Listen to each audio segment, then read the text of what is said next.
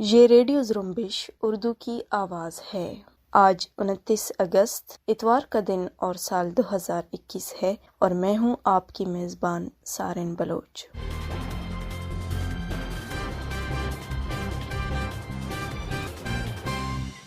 Radio Zrumbesh کے آج کی نیوز بلیٹن میں بلوچستان سمیت علاقائی و عالمی خبریں شامل ہیں۔ سب سے پہلے پیش خدمت ہے بلوچستان سے متعلق خبریں۔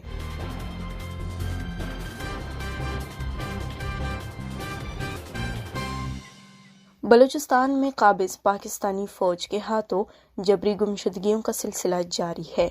تازہ اطلاعات کے مطابق پنجگور، گوادر اور شال سے قابض پاکستانی فوج نے 4 مزید افراد کو جبری طور پر لاپتہ کیا ہے۔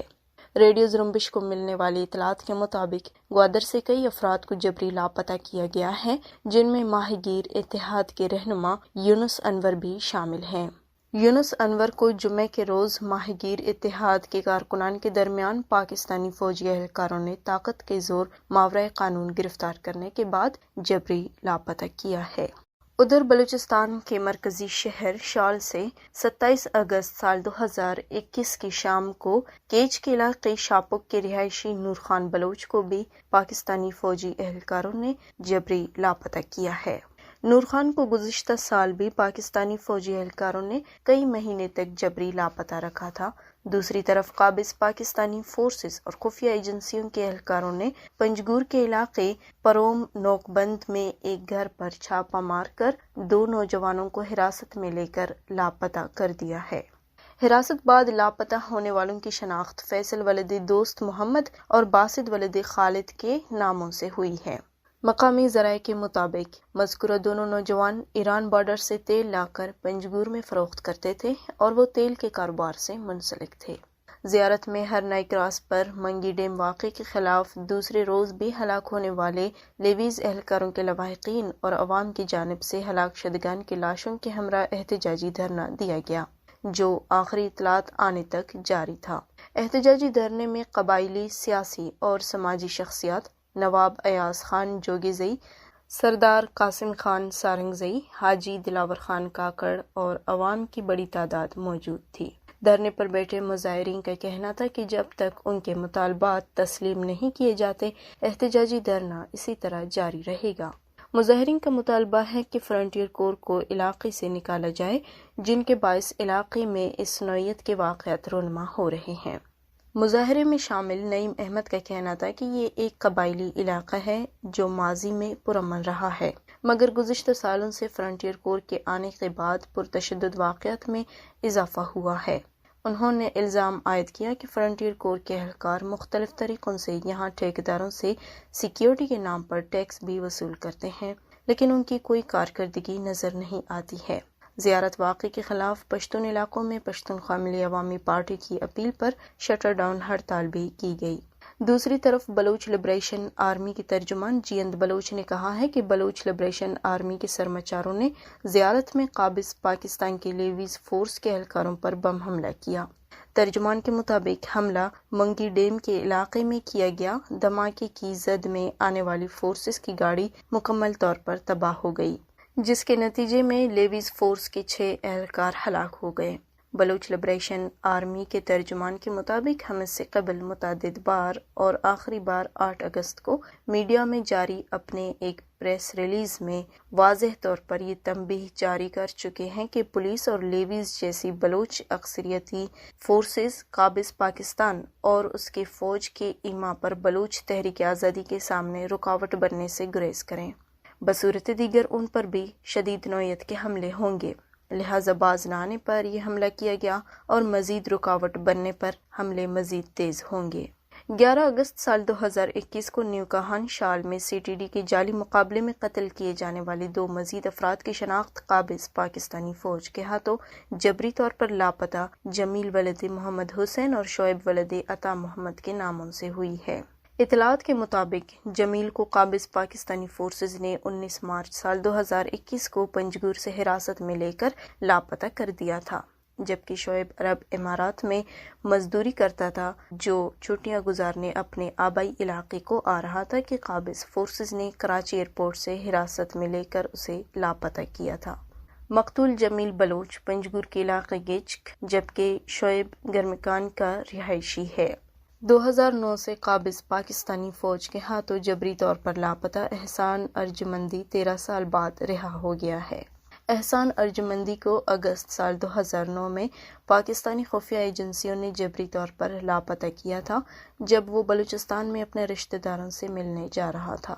دوسری طرف voice for Baloch missing persons نے کراچی میں جبری طور پر لاپتہ افراد کے عالمی دن کے موقع پر 30 اگست کو human rights commission of Pakistan, Baloch یکجہتی committee Karachi, voice for missing persons of Sindh Sujag forum اور پشتون تحفظ موومنٹ کے ساتھ مل کر مشترکہ ریلی نکالے گی۔ احتجاجی ریلی 30 اگست کو پیر کی شام 4 بجے گورا قبرستان سے کراچی پریس کلب تک نکالی جائے گی۔ وی بی ایم پی نے بلوچستان سے جبری لاپتہ افراد کے لواحقین کو اس احتجاجی ریلی میں زیادہ سے زیادہ شرکت کرنے کی اپیل کی ہے کہ وہ آ جائیں اور اپنے پیاروں کی بحفاظت بازیابی کے لیے آواز اٹھائیں۔ ہپچوکی میں گڈانی کے ساحل پر مچھلی کا شکار کرنے والے 6 افراد ڈوب گئے ہیں۔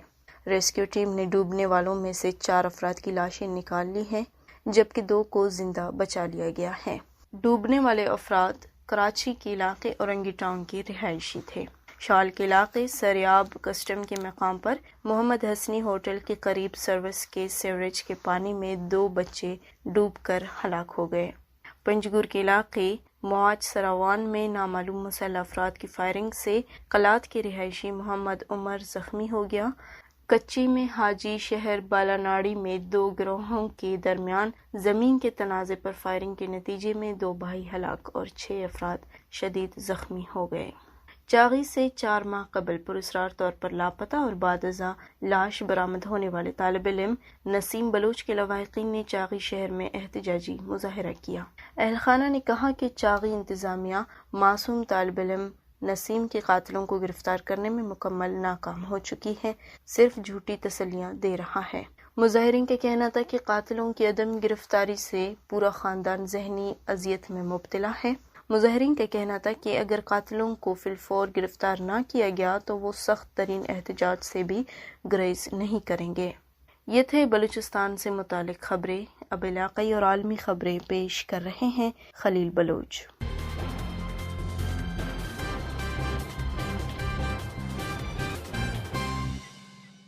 جمعرات کو افغانستان میں کابل ایئرپورٹ پر ہونے والے خودکش حملوں میں ہلاک ہونے والوں کی تعداد 90 ہو گئی ہے۔ افغان وزارت صحت کے مطابق 150 افراد حملے میں زخمی ہوئے ہیں۔ جمعرات کو ہونے والے حملے میں 13 امریکی فوجی اور 28 طالبان ہلاک ہوئے ہیں۔ زخمیوں میں 18 امریکی فوجی بھی شامل ہیں۔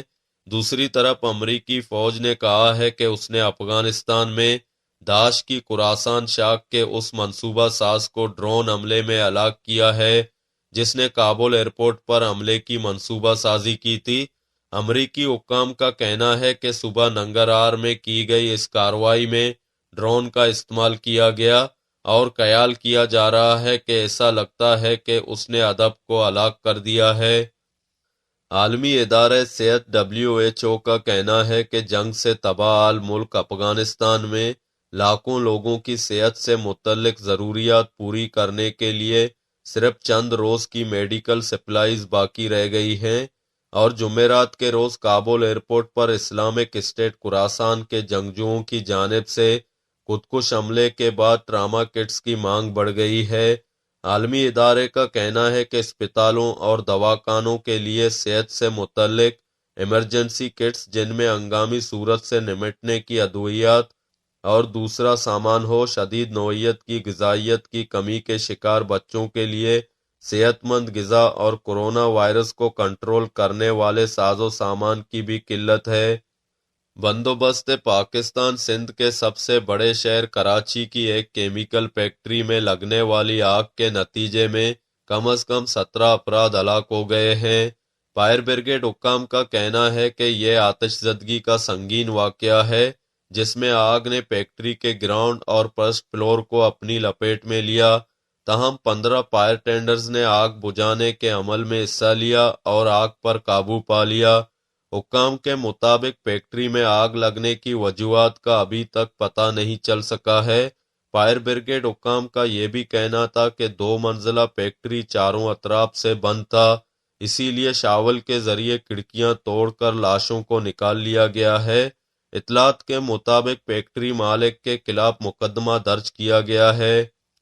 امریکی صدر جو بائیڈن نے اسرائیلی وزیر اعظم سے اپنی ملاقات میں کہا ہے کہ ایران کے پاس ایٹمی ہتھیار حاصل کرنے کی صلاحیت نہیں اور تہران کسی صورت میں جوہری طاقت نہیں بن سکتا اور مذاکرات کی ناکامی کی صورت میں دیگر آپشنز استعمال کیے جائیں گے۔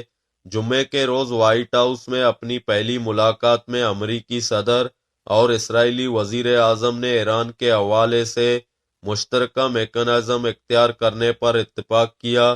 دونوں نے امریکہ اور اسرائیلی تعلقات کے پیرامیٹرز کو نئی شکل دینے اور ایرانی معاملے پر اختلافات کو کم کرنے کے لیے کوششیں جاری رکھنے پر اتفاق کیا۔ دونوں رہنماؤں نے تہران کے جوہری پروگرام سے نمٹنے کے طریقوں پر پائے جانے والے اختلافات دور کرنے کے لیے رابطوں کو مزید فروغ دینے پر بھی اتفاق کیا۔ ایرانی حکام کے ایک اعلیٰ سیکیورٹی عہدیدار نے امریکی صدر جو بائیڈن پر الزام لگایا ہے کہ انہوں نے تہران کو غیر قانونی طور پر دھمکی دی ہے کہ جوہری مذاکرات کی ناکامی کی صورت میں دیگر آپشن زیر غور ہیں۔ برطانوی خبر رساں ایجنسی رائٹرز کے مطابق ایران کی قومی سلامتی کونسل کے سیکریٹری علی شمخانی نے ٹویٹر پر کہا ہے کہ دیگر آپشنز کی موجودگی پر زور دینا کسی ملک کو غیر قانونی طور پر دھمکانے کی مترادف ہے اور ایران کو حق حاصل ہے کہ وہ ان موجود آپشنز کے خلاف جواب تیار رکھے۔ نائجیریا کی ریاست نائجر میں ٹیگینا کے ایک مدرسے سے 30 مئی کو تاوان کی غرض سے اغوا کیے گئے 136 بچوں میں سے باقی ماندہ بچے رہا کر دیے گئے ہیں۔ مذکورہ بچوں میں سے 15 بچے جون میں اغوا کاروں کے چنگل سے فرار ہو گئے تھے، جبکہ 6 کی موت ہو گئی تھی۔ واضح رہے نائجیریا میں تاوان وصول کرنے کے لیے بچوں اور طلبہ کے بڑے پیمانے پر اغوا کے واقعات میں حالیہ مہینوں میں کافی تیزی آئی ہے۔ اس حوالے سے متعلقہ مدرسے کے صدر ابوبکر الحسن نے خبر رساں ادارے AFP کو بتایا ہے کہ وہ رہا کیے گئے طلبہ کی حقیقی تعداد کے بارے میں تو کچھ نہیں کہہ سکتے، تاہم اب کوئی بھی طالب علم اغوا کاروں کی قید میں نہیں ہے۔ انہوں نے بتایا کہ طلبہ کو گاڑیوں کے ذریعے واپس ان کے گھروں کو بھیجا جا رہا ہے۔ پرتگال کے star footballer Cristiano Ronaldo نے ایک مرتبہ پھر سے اپنے پرانے انگلش کلب مانچسٹر یونائیٹڈ میں واپس آنے کا اعلان کیا ہے۔ کرسٹیانو رونالڈو اطالوی کلب جوونٹس کے لیے کھیل رہے تھے، تاہم جمعرات کو انہوں نے اپنے کلب کو آگاہ کیا کہ وہ کلب کے لیے مزید نہیں کھیلنا چاہتے۔ مانچسٹر یونائیٹڈ نے سوشل میڈیا پر ایک ٹویٹ میں اس حوالے سے لکھا کہ ویلکم بیک کرسٹیانو۔ رونالڈو کا یونائیٹڈ کے ساتھ 15 ملین یورو کی فیس کا معاہدہ ہوا ہے، جس میں 8 ملین یورو اضافی بھی ہوں گے۔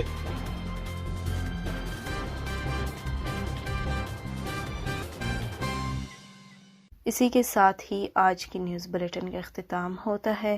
سارن بلوچ کو اجازت دیجیے۔